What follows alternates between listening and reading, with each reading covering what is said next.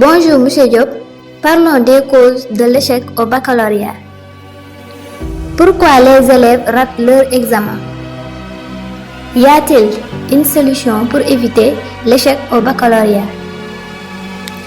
Bonjour Madame Diop, merci beaucoup pour ces pertinentes interrogations dont je me ferai bien le plaisir de répondre point par point. Pendant les études, les raisons d'un échec sont plus souvent liées à un manque de travail, de méthode de travail ou de motivation qu'à un manque d'intelligence. Parmi les facteurs qui peuvent causer l'échec, on a le stress, l'inefficacité dans les techniques d'études, un sommeil insuffisant cause l'échec, la procrastination, l'anxiété, la fatigue musculaire ou bien les surcharges dans le travail causent l'échec, ou bien aussi des événements traumatisants peuvent causer l'échec. Ces 7 raisons peuvent plus causer l'échec que le manque de connaissances. Mais pour aujourd'hui, les élèves n'ont pas à s'inquiéter, car évidemment, je leur donnerai des pistes de solutions et ainsi, ils pourront mieux se préparer pour mettre toutes les chances à leur côté. D'abord, parlons du stress. Vivre un trop-plein de stress, ce n'est pas juste une sensation désagréable. Pour notre corps, c'est un véritable tsunami qui emporte tout sur son passage. Car, oui, il y a du bon stress, celui qui nous stimule. Mais passé un certain niveau, le stress nous fait perdre nos moyens. Alors, si les élèves ou si l'élève a étudié, mais devant l'examen, il a l'impression de tout oublier et de ne rien comprendre, le problème est sûrement dû au stress et certainement pas à ses capacités. Tout ça est lié au cortisol, cette hormone produite par le corps quand on vit du stress. Et un haut niveau de cortisol mène à des performances pas très glorieuses. Ça affecte la mémoire et la concentration. Et même qu'à long terme, trop de stress mènerait à une perte d'efficacité du cerveau. Bref, c'est un vrai problème que l'élève, le candidat qui va vers le bac, doit apprendre à gérer. Donc, ce que l'élève doit faire pour éviter le stress, il doit prendre un moment pour fermer les yeux, respirer profondément et se remémorer un bon souvenir ou au moment où il a réussi quelque chose. L'élève doit essayer de bien se concentrer sur le sentiment de bonheur et de fierté. Le but, c'est de se détendre. C'est plus gagnant que de laisser le stress gruger tout notre temps. Deuxième facteur, il y a ce qu'on appelle l'inefficacité dans les techniques d'études de l'élève. Il y a des techniques d'études qui marchent mieux que d'autres. Par exemple, essayer de tout apprendre la veille d'un examen ne fonctionne pas très bien. L'information n'aura pas eu le temps de bien s'imprimer dans le cerveau.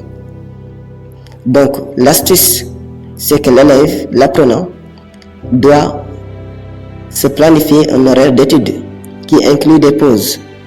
Je conseille fortement de faire 25 minutes de travail suivi de 5 minutes de repos et de prendre 15 minutes de pause toutes les heures.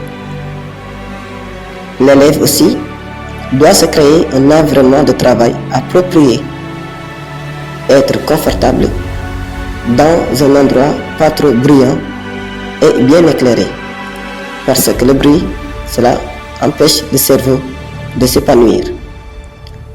L'élève aussi doit étudier les notions avec lesquelles il a de la difficulté et se contenter de réviser ce qu'il connaît bien avant d'aller se coucher. Le cerveau va gérer l'information pendant qu'il dort. L'élève doit varier aussi ses techniques d'étude pour essayer de solliciter tous ses sens. Il peut soit lire à haute voix, retranscrire ses notes avec des éléments visuels, ou bien tout simplement écouter des audios, ça aussi c'est plus efficace. Troisième facteur qui cause l'échec, il y a le manque de sommeil. Un sommeil insuffisant endommage le cerveau. Bien dormir et en quantité suffisante, c'est un élément vraiment important.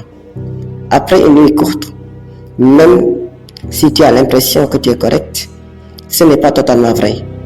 Un simple 2 heures en moins peut faire une grosse différence sur ta performance en examen.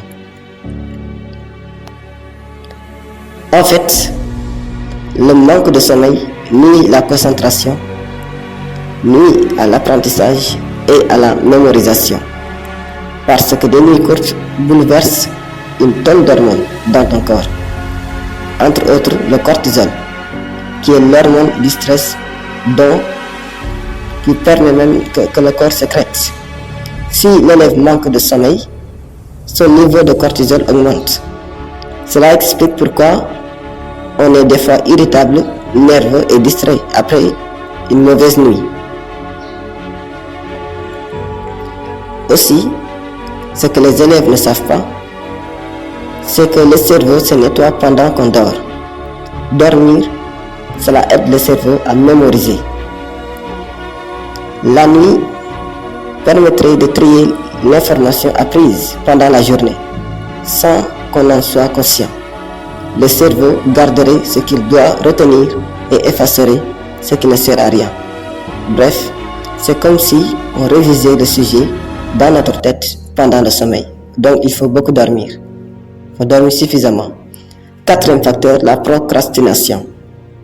Les élèves, ils ont tendance à reporter au lendemain ou à se laisser distraire par n'importe quoi. Quand ils consultent leur Facebook, leur Instagram, leur WhatsApp, leur TikTok, etc. Ou bien ils vont préférer faire une petite commission au lieu d'étudier. C'est ça la procrastination. Le fait de remettre à plus tard ce que tu peux faire maintenant. Bien, le fait de remettre à demain ce que tu peux faire aujourd'hui même. La procrastination est un mécanisme naturel. Tout le monde a fait l'expérience, un jour ou l'autre. Ça n'a rien à voir avec le fait d'être paresseux ou moins bon.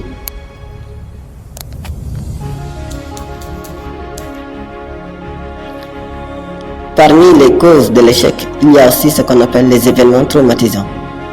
Des fois dans la vie, il y a de mauvais timing. Vivre une peine d'amour ou avoir un accident d'auto ou des problèmes avec la famille quelques jours avant un examen, mais des fois même avant d'aller à l'école, ça arrive malheureusement. Et les émotions négatives influencent notre cerveau. Tout est déstabilisé et l'on en paye le prix de plusieurs façons. La production de cortisol augmente avec des effets sur le stress, la qualité du sommeil et le système immunitaire. Quand l'élève est triste, le cerveau entre en mode hyperactif. La douleur, les souvenirs qui remontent, tout ça allume près de 70 zones en même temps. C'est donc normal si l'élève se sent épuisé et qu'il a du mal à se concentrer sur les études. Notre cerveau produit aussi moins de sérotonine dans ces moments-là. On observe la même chose chez les gens qui vivent une dépression.